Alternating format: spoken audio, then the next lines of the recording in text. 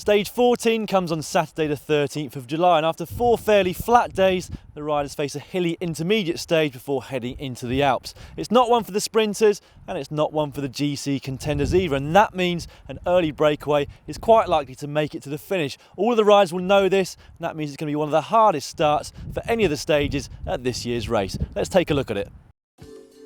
Stage 14. This stage has breakaway written all over it. There are no big mountains to overcome, but with no less than 7 categorised climbs, the sprinters won't have much hope to succeed. The stage starts in Saint-Pourçain-sur-Sioule and ends in Lyon 191 kilometres later.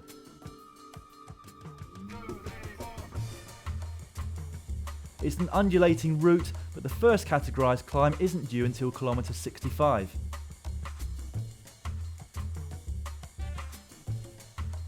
Côte de Marcigny is only 1.9 kilometres long, but the road doesn't even out until 5 kilometres after the top.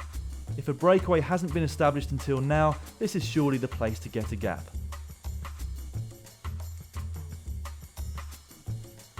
Côte de la Croix Couverte is the first climb of the second half of the stage. The intermediate sprint is located just 10 kilometres from its peak and is followed by the Category 3 climb Côte de Thizy-les-Bourgs.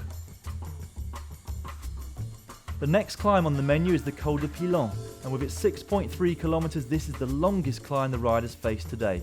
There are still 64.5 kilometres to go from the top of the Col de Pilon, and the average gradient of 4.4% shouldn't really make a selection in a breakaway.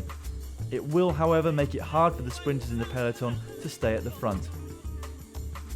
The last 30 kilometres of the stage are tricky. Heading towards Lyon, the riders first have to overcome the Côte de Lausanne, and 15 kilometres later, the Côte de la Duchère and Côte de la Croix-Rousse. The last 2 climbs are just under 2 km in length and have an average gradient of around 4.5%.